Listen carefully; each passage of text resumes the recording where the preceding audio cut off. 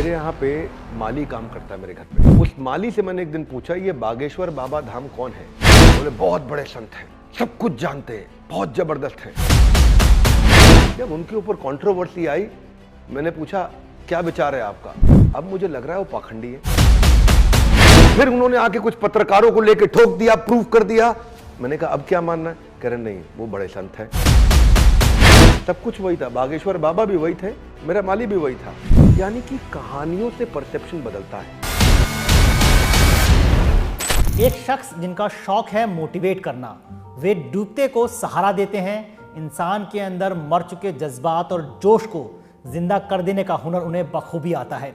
आप ऊंचाइयों पे पहुंचने का सपना देख रहे हैं, वे सपने को साकार करने का तरीका बता देंगे। आप मंजिल तक पहुंचने का रास्ता ढूंढ रहे हैं, वे आपको सही दिशा दिखा देंगे। ऐसे शख्स को विवेक बिंद्रा के नाम से जानते हैं। विवेक जी, बिजनेस टुडे टेलीविजन के बातें कामयाबी के शो में आपका स्वागत है। पहला सवाल आपसे जानना चाहूँगा कि मोटिवेशनल स्पीकर, मैनेजमेंट गुरु, एंटरप्रेन्योर जैसे शब्द आपके प्रायवाची बन गए। इन शब्दों का जुड़ाव आपके साथ कैसे हुआ? ये कहानी कहाँ से शुरू होती है? कहानी की शुरुआत निगम जी वहीं से होती है जहाँ ज़रूरत पैदा होती है। आवश्यकता ही आविष्कार की जननी है, सबको मालूम है। और वहीं से परिवर्तन आता है। जितना तेज परिवर्तन लाएं तो मैं कौन? I am the change. मैं एक वो परिवर्तन हूँ और उस परिवर्तन को मैं लोगों को कम्युनिकेट करना चाहता हूँ with full conviction and clarity. मैं आज एंटरप्रेन्योरशिप को एनेबल करना चाहता हूँ। भारतवर्ष के अंदर अगर कोई चीज़ प्रोग्रेस ला सकती है तो वो एंटरप्रेन्योरशिप ला सकती है, उसके अलावा कुछ नहीं। एक इकोनॉमी की ग्रोथ होती है हमेशा तीन चीज़ों से। पहली है कंजम्पशन, दूसरी है सेविंग, तीसरी है इन्वेस्टमेंट। सेविंग और इन्वेस्टमेंट भी कंजम्पशन बढ़ाती है, कंजम्पशन भी कंजम्पशन बढ़ाती है, और ये तीनों मिलकर फिर कंजम्पशन बढ़ाते हैं, तभी देश बढ़ता है। और इनके लिए आपको चाहिए एंटरप्रेन्योर। और एंटरप्रेन्योरशिप को एनेबल करने के लिए आज हमारा अस्तित्व, हमारी आइडेंटिटी, हमारा पर्पस, हमारी सांसें, हमारी नींद, हमारी जागृत अवस्था सब इसी के लिए है। हम हर वो काम करेंगे। पीछे न्यूज चैनल पर लोग बोल रहे थे कि आप अडानी के फेवर में बोल रहे हैं।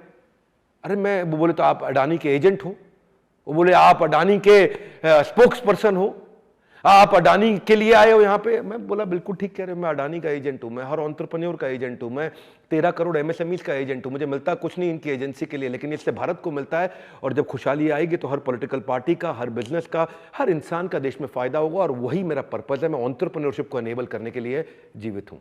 सर, आपने अडानी का जिक्र किया तो अडानी का सवाल मेरे जहन में आया कि इन समय जो अडानी को लेकर चल रहा है, अचानक से वो बहुत ऊपर गए, फिर अचानक से हिंडनबर्ग की रिपोर्ट आई, फिर उनका एक डाउन शुरू हो गया, फिर अब चीज़ें बैलेंस हो रही हैं।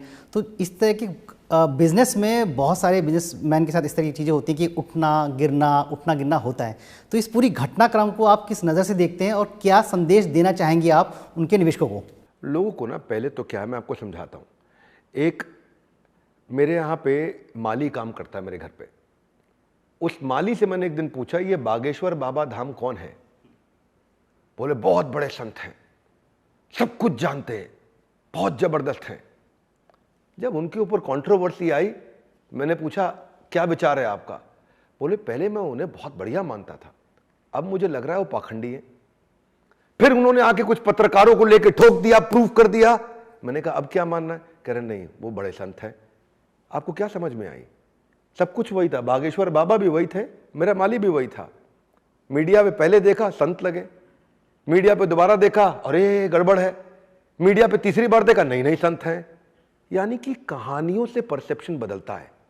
और कैसे परसेप्शन एक माली का बदला वो दिखाई पड़ा आपको अडानी के केस में।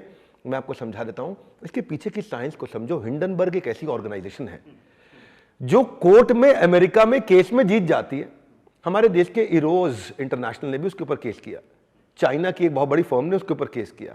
ये दोनों हार गए केस, इरोज भी हार गया, चाइनीज कंपनी भी हिंडनबर्ग के अगेंस्ट हार गई। अब आपको लगेगा इसीलिए हार गए होंगे क्योंकि हिंडनबर्ग ने सच बोला होगा। नहीं, इसलिए नहीं हारे। वो इसलिए हारे क्योंकि अमेरिका में ओपिनियन रखने की आजादी है। और हिंडनबर्ग की रिपोर्ट में दो चीजों पर ध्यान देना। वो क्या बोलते हैं? वो बोलते हैं वी बिलीव, और दूसरा क्या बोलते हैं? We think. उनकी पूरी रिपोर्ट में ये दो चीजें मिली, वी बिलीव, वी थिंक।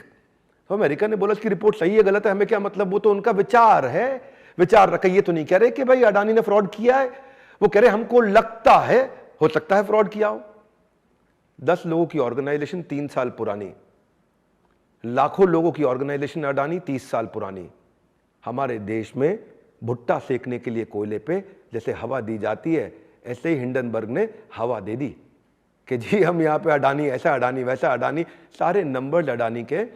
आप debt service coverage ratio, interest service coverage ratio, आप उनकी जो एसेट टू डेट रेशियो, ये सारे बेसिक रेशियो थे जिनकी जानकारी नहीं, पर पॉलिटिकल पार्टीज को मौका मिल गया है और उसके चक्कर में लोग अपने देश के खिलाफ बोलने की जरूरत नहीं है। अगर अडानी ने गलत किया पकड़ में आ जाएगा, चीजें सारे नंबर वापस आ चुके हैं। मैं बहुत न्यूज चैनल पे बात कर चुका हूं अडानी के विषय में, पर हिंडनबर्ग ऑर्गेनाइजेशन विश्वसनीय है बिल्कुल नहीं है। न्यूयॉर्क स्टॉक एक्सचेंज में उसको रिपोर्ट बनाने के लिए अब इस समय बैन कर दिया गया है, वो वहां रिपोर्ट नहीं बना सकता। तो आप मानते हैं कि अडानी जी के साथ जो अभी हो रहा है, जिस दौर से वो गुजर रहे हैं, वो इससे बाहर निकल जाएंगे? वो निकले नहीं निकले, बॉटम ना आप जानते, टॉप ना मैं जानता। मेरा मुद्दा वो नहीं है वो निकले ना निकले, मेरा मुद्दा नहीं उन्होंने फ्रॉड किया नहीं किया।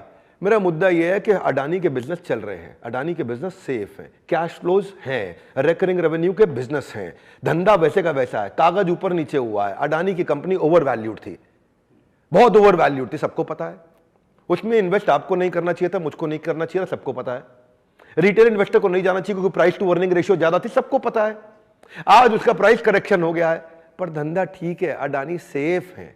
निकल जाएंगे मतलब क्या, निकले हुए हैं, वो सेफ हैं, उनको कोई तकलीफ नहीं है। अडानी के धंधे ऑन हैं, चालू हैं, बस उनकी रैंक बदल गई, दूसरी रैंक से 15वीं रैंक 17वीं रैंक पे आ गए दुनिया में। क्या फर्क पड़ता है इससे, धंधा चल रहा है।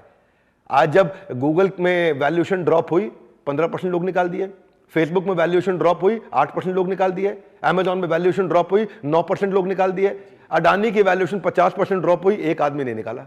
अरे धंधा चल रहा है मेरे भाई, कागज ऊपर नीचे हुआ है, इसलिए भ्रमित मत होइए। मैं एंटरप्रेन्योर्स के साथ में उनका एडवोकेट बिना पैसे लिए हमेशा खड़ा रहूंगा। मुझे देश के एंटरप्रेन्योर्स को आगे बढ़ाना है। ये आपके पहले प्रश्न का भी उत्तर है, दूसरे प्रश्न का भी उत्तर है। चलिए अब इस मुद्दे से बाहर निकलते हैं।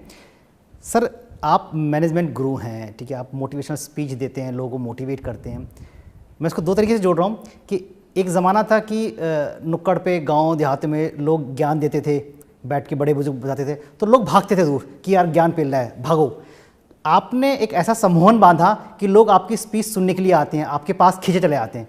ये क्या जादू है, ये कौन सा सम्मोहन है? कौन सा सम्मोहन, कौन सा जादू? ये जादू हर वो व्यापारी कर रहा है जो कस्टमर की प्रॉब्लम को ऐसे सॉल्व कर रहा है कि कस्टमर आपके बिना अपने आप सॉल्व ना कर पाए। तो जादू, ये आपने जादू पूछा ना, तो ऐसे नहीं करते जादू। जादू करते कस्टमर की प्रॉब्लम को समझो, उसको समझो, फिर प्रोडक्ट बनाओ। तो कंज्यूमर और क्रिएटर जिस दिन साथ में आ जाए, सारे नंबर खत्म हो जाए। आपने बड़ी बड़ी कंपनियों में जाके लोगों को मोटिवेट किया है, स्पीच दी है, बड़ी बड़ी कंपनियां आपको बुलाती हैं।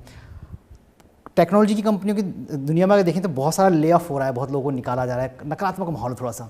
ऐसे में आप क्या सलाह देंगे कंपनियों को भी और उन लोगों को भी जो काम करते हैं, किन चीज़ों के लिए आपको पहले से तैयार रहना चाहिए और कैसे? कंपनी को ना 3 चीज़ों पर तैयार रहना चाहिए। निगम जी, कितनी चीज़ें आप भी याद रखिए, बाकी सबको बताता हूँ। Cash, growth, profit. जिस धंधे में ये 3 चीज़ें हैं, कैश मतलब माल बेचने से पहले या माल बेचते ही तुरंत पैसा आए, कैश फ्लो अच्छा रहना चाहिए, जितना गया उससे ज़्यादा आया। फाइनेंस ये है, 3 चीज़ों का फाइनेंस है, समझ लीजिएगा। जितना पैसा गया उससे ज़्यादा आना चाहिए हर महीने, वो है आपका कैश फ्लो पॉजिटिव। जितने का माल बेचा उससे ज़्यादा का पैसा आना चाहिए, वो मार्जिन है, वो प्रॉफिट है। दोनों में फ़र्क है। फ़र्क क्या है मैं समझा देता हूँ। भारत की सरकार का जो टैक्स सिस्टम है उसके कारण फ़र्क समझा देता हूँ आपको। ऐसा होता है, आपने 100 रुपए का माल 150 में बेचा, कितने का मुनाफा? 50 रुपए का। 100 का माल 150 में बेचा, 50 रुपए का मुनाफा। आपकी बुक्स में प्रॉफिट आ गया, आपने बिल इनवॉइस जनरेट किया, प्रॉफिट आ गया, पर पेमेंट 4 महीने बाद आई। तो यानी कि प्रॉफिट है, कैश नहीं है। ये प्रॉफिट नकली है, समझ में आ गया? 4 महीने बाद बाई चांस वो पेमेंट देने को मर गया, फिर आप उसके पीछे पीछे घूमते रहो, कोर्ट में जाते रहो, एमएसएमई समाधान योजना में जाओ, इसमें जाओ, उसमें 180 दिन और लगाओ, गेम ओवर। तो पहला चीज है, जब धंधा करो कैश का धंधा करो, उधार का नहीं। कैश फ्लो स्टेटमेंट अच्छा। दूसरा चीज है मार्जिन। मार्जिन आपको बता दिया, 100 का माल 120, 130, 150 में बेचना है, क्योंकि because expansion without gross margin is committing suicide. Expand कर रहा है, मार्जिन है नहीं, गेम ओवर। तीसरी चीज ग्रोथ।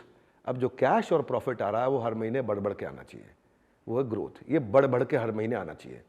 अगर आपकी कंपनी का आज आपका जो ऑर्गेनाइजेशन है बिजनेस टुडे टीवी, ये भी हर महीने बढ़ना चाहिए, इसका टॉप लाइन हर महीने इसका रेवेन्यू बढ़ना चाहिए, वो ग्रोथ है। लेकिन बढ़े कैसे? प्रॉफिटेबल तरीके से बढ़े। और पेमेंट कैसे आए? आपके पास एडवर्टाइजर से पेमेंट आता है, तुरंत आए। ऐसे ही मेरा धंधा, आपका धंधा, सबका धंधा। मैं आपके तो बहुत इज्जत करता हूं, आप लोग बहुत बढ़िया काम करते हैं। तो जिस धंधे के अंदर ये 3 चीजें, वहां ले ऑफ नहीं होगा। ले ऑफ होने का दूसरा कारण क्या होता है? आपकी स्ट्रैटेजी बार बार बदल जाना। आज आपने ये प्रोडक्ट लॉन्च किया, उसके लिए आपने 500 आदमी हायर कर लिए, बाद में बोला नहीं नहीं ये प्रोडक्ट काम का नहीं है, अब ये लॉन्च कर दो, तो इनको निकाल के नए आदमी लेकर के आए, लोगों का आपसे विश्वास खत्म हो जाता है। ये दो कारण होते हैं कि ले ऑफ होते हैं, एक स्ट्रैटेजी बार बार बदलना, क्लैरिटी ना होना, और दूसरा कैश ग्रोथ प्रॉफिट कंट्रोल में ना रखना। सारे स्टार्टअप, सारे बिजनेस, जिसके ये तीन चीजें, मेरे यहाँ एक सीनियर लीडर थे हमारी कंपनी में, अंदर की बात आज आपके सामने बता देता हूँ। वो सीनियर लीडर आकर के एक दिन ना एरो सिटी में एक होटल में जाकर के कॉफी शॉप पे मोबाइल लगा के रोने लग गए।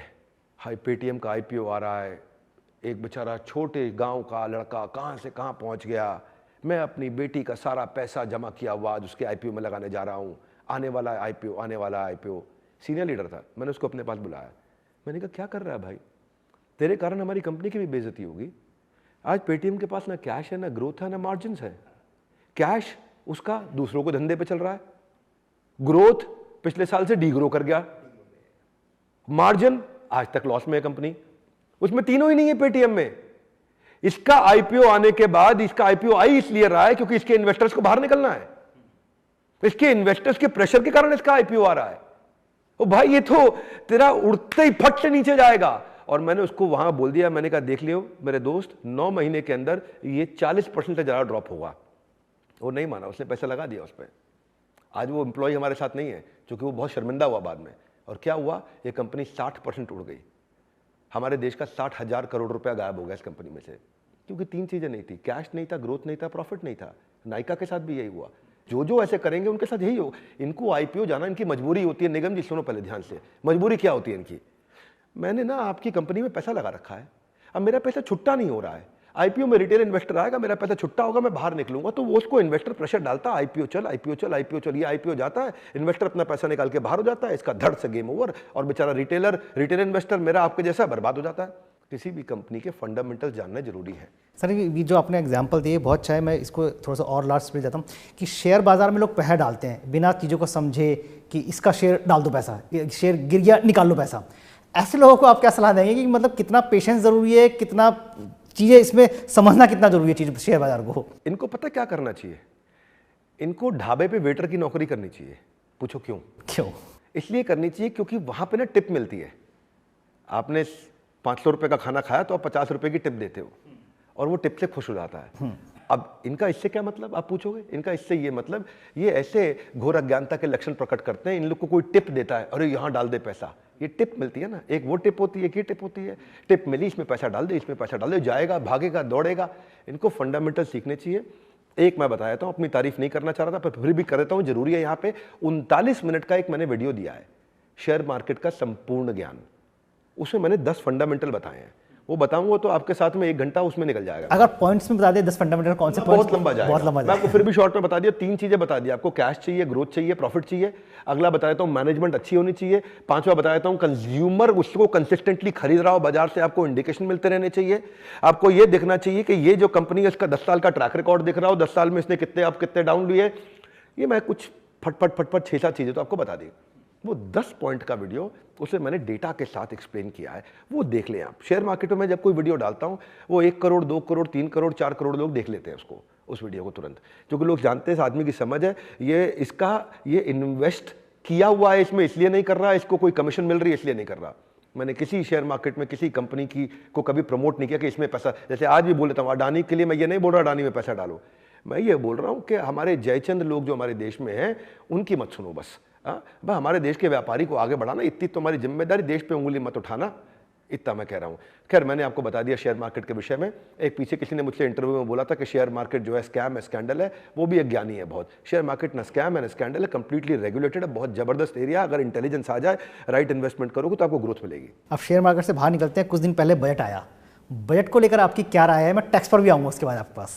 बजट भी, टैक्स भी, ये सब पे मैं राय दे चुका हूं, फिर भी आपने पूछ लिया है, मैं बता देता हूं। बजट अच्छा बजट है, मैं ये नहीं कहूंगा कि 10 में से 10 है बजट, पर ये बजट जो है, ये बजट एक करेज वाला बजट है जो लॉन्ग टर्म विजन के साथ रखा गया, क्योंकि इंफ्रास्ट्रक्चर पे पैसा काफी लगा दिया। भाई अपन 4-5 लाख करोड़ से 7.5 लाख करोड़ पे गए, उससे 10 लाख करोड़ पे आ गए, कई गुना ग्रोथ इंफ्रास्ट्रक्चर पे लगाई गई। मैं आपको एक उदाहरण दे देता हूं। आज हम नोएडा में बैठे हैं, मेरे घर पे बैठे हैं, यहाँ पे जिम के अंदर चर्चा कर रहे हैं। यहाँ पे नोएडा में बाहर एक छोटा सा एक्सप्रेस वे है 20-25 किलोमीटर का, सड़क बनी, इंफ्रास्ट्रक्चर है, उसके बनने से 1 लाख मकान बन गए, उसके बनने से 2.5 लाख लोगों के ऑफिस बन गए, उसके बनने से 10 बड़े मॉल बन गए, उसके बनने से आज काफी रेजिडेंशियल पेरिफेरल छोटे बिजनेस भी आ गए, उसके बनने से एक बहुत बड़ी ग्रोथ आई। ये 25 किलोमीटर बता रहा हूं आपको। हमारा देश में हजारों किलोमीटर की सड़कें बन रही हैं। अमेरिका में सड़कें इसलिए हैं क्योंकि अमेरिका अमीर है। यस और नो? नो। अमेरिका अमीर इसलिए है क्योंकि अमेरिका में सड़कें हैं। समझ में आ रही मेरी बात? बड़ी अलग बात बता रहा हूं मैं। अमेरिका इसलिए अमीर है क्योंकि अमेरिका में सड़कें हैं। जब सड़कें होती हैं, अब सुनिए 2 बात और बताता हूं बजट के बारे में आपको। एक बड़ी कमाल की बात, आज बड़ा खुल के हो रहा है इंटरव्यू। ऐसे इंटरव्यू कम देता हूं मैं कभी कभी, बड़ा स्पॉन्टेनियस बात हो रही है। जब आप किसी को रेवड़ी बांटते हो, रेवड़ी बांटना थोड़ा कठोर शब्द है पर इसका अर्थ यह हुआ जब आप किसी को फ्री बीज देते हो, कुछ गिफ्ट देते हो, तो 1 रुपए की रेवड़ी यानी कि 1 रुपए का फ्री बी यानी कि 1 रुपए का गिफ्ट देने से 90 पैसे की इकोनॉमिक एक्टिविटी होती है देश में। जब आप इंफ्रास्ट्रक्चर में पैसा लगाते हो तो 1 रुपए की इन्वेस्टमेंट से 3.5 रुपए की इकोनॉमिक एक्टिविटी होती है। अब इसको समझते हैं फिस्कल डेफिसिट से जोड़ के, साधारण भाषा में समझाना मेरी एक्सपर्टीज है, ठीक है। फिस्कल डेफिसिट क्या है? मैंने अपने बजट के वीडियो के बाद अपने रसोइये से पूछा। मैंने कहा महाराज बोलते हैं प्रेम से अपने रसोइये को, मैं कहा महाराज फिस्कल डेफिसिट क्या है? समझ में आया मेरा वीडियो देख के? बुरा आ गया। मैं क्या है? बोला ज्यादा पैसा अगर देश में आया और कम खर्च हुआ तो फिस्कल सरप्लस, और ज्यादा पैसा देश से खर्च हो गया, देश की इनकम कम हुई तो फिस्कल डेफिसिट। सिंपल हो गया। तो अगर एक बावर्ची, जिसको महाराज, जिसको शेफ, जिसको एग्जीक्यूटिव शेफ, सू शेफ बोलो, वो भी समझ गया। अब इसको जोड़ते हैं। निगम साहब, फिस्कल डेफिसिट 2 तरह के होते हैं। ये तो आपके साथ चलते चलते आज मैक्रो इकोनॉमिक्स की क्लास भी हो रही है साधारण भाषा में। फिस्कल डेफिसिट 2 तरीके हैं। एक फिस्कल डेफिसिट मैंने खर्चा ज्यादा कर दिया, इनकम कम हुआ, लेकिन रेवड़ी बांट के। एक फिस्कल डेफिसिट जिसमें मैंने खर्चा ज्यादा कम कर दिया, इनकम कम करी, लेकिन इंफ्रास्ट्रक्चर पे इन्वेस्ट करके। पैसा मेरा यहां भी ज्यादा खर्च हुआ, पैसा यहां भी ज्यादा खर्च हुआ, पर ये इन्वेस्टमेंट है, मुझे रिटर्न देगा आगे चल के। ये मेरा खत्म हो गया, साफ हो गया, इससे कोई रिटर्न नहीं आएगा आगे चल के। ये आएगा तो बहुत कम आएगा, मार्जिनल आएगा, बिल्कुल नहीं आएगा कहना भी गलत हो जाएगा। यहां पे मेरे को बड़े रिटर्न मिलेंगे, इसलिए इसको ऐसे समझ लो, यहां पैसा खर्च हुआ है, यहां पैसा निवेश हुआ है। 2 तरह के फिस्कल डेफिसिट हैं। तो इस सरकार के इतने इलेक्शंस आने के बावजूद, मेरे ख्याल 10-11 राज्यों में इलेक्शन हो रहे हैं, नॉर्थ ईस्ट में पूरा हो रहा है, साउथ में हो रहा है, थोड़ा बीच में हो रहा है देश के, इतने इलेक्शन हो रहे हैं, जनरल इलेक्शन आने वाले हैं, आखिरी बजट है इनका। मैंने सोचा था निगम साहब इस बार कुछ ना कुछ ये सरकार ढील देगी। ये भी ले लो, ये भी ले लो, ये भी ले लो, बिजली ले लो, पानी ले, सब कुछ ले लो, हमसे फ्री में ले लो। कुछ नहीं किया उन्होंने। पता नहीं, समाव सरकार को डर नहीं लगता है इसको। समाव मैं समझता हूँ कि बड़ी करेजियस सरकार है। सरकार किसी भी पार्टी की हो, लेकिन जब भी बजट आता है टैक्स की बात जरूर होती है। वो और टैक्स, मैं आपको बताता हूँ, इसको मैं एक नई तरीके से समझाता हूँ आज आपको निगम जी। हमारे देश में टोटल 3.25-4 करोड़ लोग टैक्स फाइल करते हैं। देश में लोग कितने हैं? 140 करोड़ से ज्यादा हैं। अभी कईयों का आधार नहीं बना, अंदर की बात ये है। सच बात है। 140 करोड़ से ज्यादा लोग हैं हमारे देश में, ठीक है। उसमें से कितने लोग टैक्स फाइल कर रहे हैं? 4 करोड़। उसमें से 2,80,00,000 लोग टैक्स फाइल कर रहे हैं, 0। कितना कर रहे हैं? 0। काम का टैक्स देने वाले लोग कितने हैं? 1 करोड़। अब सरकार कहती है यार 140 करोड़ पे दिमाग लगाएं कि 1 करोड़ पे दिमाग लगाएं। और जो टेलीविजन देख रहे हैं और जो डिबेट में आते हैं और पूछते हैं, देखते हैं, वो ये 1 करोड़ ही हैं। वो टॉप 15 शहरों के प्रोफेशनल नौकरी करने वाले बेचारे। इसलिए सरकार इस पर टैक्स पे बहुत ज़्यादा दिमाग नहीं लगाती। उसका कारण इनकम टैक्स पे बोल रहा हूँ, जीएसटी पे नहीं बोल रहा। जीएसटी पे लगाती है। जीएसटी 10.25 लाख करोड़, 10.5 लाख करोड़ से 13.25 लाख करोड़ हो गया। 25% ग्रोथ लेकर के आई निर्मला ताई, आपको बहुत बधाई है। जीएसटी आने का मतलब पता क्या होता है? ज़्यादा, कई लोग सोचेंगे अज्ञानता में, जीएसटी ज़्यादा आने का मतलब तो ये हो गया कि सरकार हमको लूट रही है। नहीं, जीएसटी ज़्यादा आने का मतलब है कंजम्पशन बढ़ी है। जीएसटी ज़्यादा आने का मतलब है इकोनॉमिक एक्टिविटी बढ़ी है। जीएसटी किस पे देते हो? साबुन पे, तेल पे। जीएसटी किस पे देते हो? कपड़ा खरीदने पे। आप पहले कम कपड़ा खरीदते थे निगम जी, इस साल ज़्यादा खरीद रहे हो, तो उसका मतलब आपने इकोनॉमिक एक्टिविटी करी, मतलब आपका पर्सनल डिस्पोजेबल इनकम बढ़ा। पर्सनल डिस्पोजेबल इनकम बढ़ा इसलिए बढ़ा क्योंकि देश आगे प्रगति कर रहा है। जीएसटी में आ रहा है। इनकम टैक्स में सरकार बहुत ध्यान कभी भी नहीं देगी, मैं बता सकता हूं। लेकिन सर देखें, टैक्स देने वाला जो तबका है उसकी टैक्स देने में कौन टूट रही है? गाड़ी लो तो टैक्स, रोड दो टैक्स, तो कहीं ना कहीं आपको समझा तो रहा हूं, ये तबका बहुत छोटा है। तो इसी की कमर टूटी पड़ी है। आपको ये तबका बार बार दिखाई पड़ रहा है क्योंकि आपका तबका कमेंट करता है आपके वीडियो के नीचे। ये तबका आपको कुछ ना कुछ ओपिनियन पोल में पार्टिसिपेट करता है, क्योंकि ये थोड़ा एजुकेटेड तबका है, ये सेमी एजुकेटेड तबका है। बाकी के लोग जो है, जो असली जनता है, पूरा भारत है, उनको इससे फर्क नहीं पड़ता है। वो खाली इसकी बात करते हैं। टैक्स फाइल कर कितने, बता तो दिया आपको, 1.25 करोड़ लोग काम किए जो टैक्स फाइल कर रहे हैं। जो बेचारे ईमानदारी से टैक्स फाइल कर रहे हैं उनको कहीं ना कहीं सरकार को थोड़ी सी राहत दे देनी चाहिए। हाँ, ये आपने ठीक कहा। जो ईमानदारी से, जब इतने कम लोग पूरे देश को चला रहे हैं, इस 1.25 करोड़ लोग 140 करोड़ का खर्चा उठा रहे हैं, तो उनको राहत देनी चाहिए। मैं बताता हूँ राहत कैसे देनी चाहिए। राहत 2 तरीके से देनी चाहिए। मैं थोड़ा आउट ऑफ लीग बताऊंगा, काम की बात बताऊंगा, वैल्यूएबल बात बताऊंगा। 2 तरह से राहत देनी चाहिए सरकार को। पहली राहत ये देनी चाहिए कि मेरे भाई निगम जी, आपने इतना टैक्स दिया यार, आप तो बहुत बढ़िया आदमी हो, एयरपोर्ट में आप लाइन पे क्यों लगे हो? आप टैक्स पेयर हो, आपकी अलग लाइन लगवाते हैं। एम्स में आपको बेड नहीं मिल रहा, आपके लिए स्पेशल रिजर्वेशन रखते हैं बेड का। आपको आज कोई फैसिलिटी नहीं मिल रही है, आपको आधार बनने में देर लग रहा है, आपको पासपोर्ट वीजा इमिग्रेशन के लिए डिले हो रहा है, आपने पासपोर्ट रीअप्लाई कराया, रिन्यू कराया, आपका पासपोर्ट आना चाहिए 24 घंटे में, बाकी आ रहा 24 दिन में, आपका 24 घंटे में आना चाहिए। टैक्स पेयर को सरकार एक छोटा सर्टिफिकेट देती है जिसको लेके किधर घूमे कोई फायदा नहीं। टैक्स पेयर को ये सारे, क्योंकि जिस व्यवहार पे दोगे पुरस्कार उसी को दोहराया जाएगा बार बार। An effort which is appreciated gets repeated. Number 2, tax payer को और क्या फायदा होना चाहिए? दूसरा, टैक्स पेयर के लिए इन्हें क्या करना चाहिए था कि टैक्स पेयर को छोड़ें, जो टैक्स का चीटर है उसको पकड़ें, इनकम टैक्स वहां से निकाल के लाएं। आज बहुत सारे लोग ऐसे हैं जो टैक्स इवेजन कर रहे हैं, उनको पकड़ें। बहुत सारे ऐसे हैं जिनको पकड़ नहीं पाया, उसके भी 14-15 तरीके हैं टैक्स इवेजन के। एनीवेज, ये फेसलेस हो रहे हैं इसको लेकर के। टेक्नोलॉजी, AI, ML से इन्होंने बहुत काम किया है। मैं ये नहीं कहूंगा कि सरकार काम नहीं कर रही है, मैं ये कहूंगा कि इस पर और काम किया जा सकता है। जो टैक्स चोरी कर रहा है वहां से कमाई बढ़ाएं, जो बेचारा ईमानदारी से दे रहा है उसकी कमर ना तोड़े। इसमें मैं आपके साथ हूं, लेकिन मैंने 2 बातों के साथ इसको डिटेल में समराइज किया। राहुल गांधी यात्रा पर निकले थे, भारत जोड़ो यात्रा कर रहे थे। मेरा मानना है, पूछना है आपसे ये कि अगर आप सबको सलाह देते हैं, सबको मोटिवेट करते हैं, एक मौका आपको मिले कि राहुल गांधी को सलाह देनी है, उनको मोटिवेट करना है, तो आप क्या कहेंगे? ओए होए होए, क्या प्रश्न पूछे। राहुल गांधी को क्या सलाह देंगे? राहुल गांधी जी का पीछे किसी के थ्रू हमसे मिलने के लिए इनविटेशन आया था। मैं उनसे मिलूंगा, उनको प्राइवेटली सलाह दूंगा, पब्लिकली नहीं बताऊंगा। चलिए ठीक है सर। बस आखिर के 1-2 सवाल और आपसे पूछूंगा कि हर व्यक्ति की ज़िंदगी में संघर्ष होता है, आपके जीवन में भी संघर्ष रहा, ठीक है, और हर सक्सेस हासिल कर चुके एक इंसान के पीछे कोई ना कोई एक महिला या कोई ना कोई एक इंसान ज़रूर होता है। आपके पीछे वो कौन लोग रहे जिन्होंने आपको वहाँ तक पहुँचने में मदद की, या आपका साथ दिया, या आपको मोटिवेट किया? 3 लोग जिन्होंने मेरी मदद करी। मेरे आंसर में क्लैरिटी होती है। पहला, मेरे गुरुजी, जिन्होंने मुझे ये दिशा दिखाई, कहा कि आप भगवद गीता लीजिए और बिजनेस और मैनेजमेंट की पढ़ाई कराइए, क्योंकि आपने मैनेजमेंट की पढ़ाई भी करी है, शास्त्रों की पढ़ाई भी करी है, इन दोनों पढ़ाई को जोड़ के देश की मदद करिए।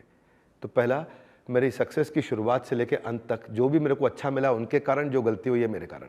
तो पहले मैं अपने गुरुजी को प्रणाम करता हूँ। दूसरा, जो मुझे सक्सेस मिली, उस सक्सेस में का कंट्रीब्यूशन बहुत बड़ा है मेरी कंपनी के लीडर्स का, जो दिन रात मेरी एब्सेंस में भी मेहनत करते हैं। मैं ऑफिस नहीं जा पाता, आज भी हम जिम में बैठे हैं, यहाँ चर्चा कर रहे हैं, अपने घर पे बैठे हैं, चर्चा कर रहे हैं, लेकिन लीडरशिप बहुत मजबूती से काम कर रही है, बहुत कमिटेड है, बहुत इंटेलिजेंट है, बड़ी फोकस्ड है, और तेज़ रिजल्ट, कैश, ग्रोथ, प्रॉफिट तीनों में ला रही है। तो वो दूसरा। और तीसरा, जो सबको बनाए रखता है, वो हमारा कंज्यूमर। वो हमारे को व्यूअरशिप, एंगेजमेंट देता है। आज भी वर्ल्ड का number 1 entrepreneurial YouTube channel run कर रहे हैं। एटलीस्ट 8-9 कैटेगरी, 12 कैटेगरी के अंदर वर्ल्ड में नंबर 1 है। इनके अलावा 11 वर्ल्ड रिकॉर्ड्स भी बन गए हैं। ये सब हमारे कंज्यूमर्स के कारण हुआ है। जो कस्टमर सिग्नल देता है, मैं उस हिसाब से कंटेंट बना देता हूँ। एक सवाल था जो मैं आपसे पहले पूछना चाहता था, लेकिन वो पूछते पूछते अब आखिर में आ गया कि जब मैं आया तो आप जिम में व्यस्त थे। आप इतने व्यस्त रहते हैं अपनी पूरी ज़िंदगी में, इतना काम, आपके पास लोगों से मिलना होता है, आप कैसे समय निकाल पाते हैं जिम में? और ये जिम आपका मोटिवेशन कैसा है? क्योंकि अक्सर लोग, मुझे से लोग जिम शुरू करते हैं 2 दिन में छोड़ देते हैं, तो ये जिम के अंदर मोटिवेशन कैसे आता है? निगम जी, इस प्रश्न को मैं पूरा करता हूं। अच्छा प्रश्न है आपका, और ये प्रश्न हो सकता है वायरल भी हो जाए आज लोगों को, क्योंकि इस मैसेज की जरूरत है। जिंदगी में जिम ने लोगों को 4 चीजों की जरूरत है, और मैं 4 चीजों पे ध्यान देता हूं। ठीक है, तैयार? पहली चीज होती है, मैं 4 चीजों को ऐसे समझाता हूं, एक ये, एक ये, एक ये और एक जेब। ये 4 चीजें, ठीक है। जेब मतलब पैसा कमाना नहीं रुकना चाहिए, आपको पैसा कमाने की आदत पड़नी चाहिए कि आप ढंग से अच्छा पैसा कमाओ, ताकि बाकी सबकी आप मदद कर पाओ, सेवा कर पाओ, उसको इकोनॉमिक एक्टिविटीज में, उसको सबके इकोसिस्टम में मदद करो। तो पैसा आपको कमाना आना चाहिए, रेगुलर कमाना चाहिए, बढ़ बढ़ के कमाना चाहिए। पहला चीज, तो मैं उसमें समय लगाता हूं। दूसरा, इस पे समय लगाता हूं, रोज सीखना, रोज अपने आप को लर्निंग कराना, रोज सीखना, रोज लर्निंग कराना, रोज सीखना, रोज लर्निंग कराना। क्योंकि भाई साहब, अनपढ़ वो नहीं जो पढ़ नहीं पाते, अनपढ़ वो हैं जो सीखना नहीं चाहते। इसलिए सीखना बहुत जरूरी है। अगर ऐसे ही पढ़े रहोगे तो आगे चल के बहुत पड़ेगी, तो इसलिए पढ़ते रहो, बहुत अच्छा है। तो ये हो गया दूसरा। एक जेब बताया, एक दिमाग बताया।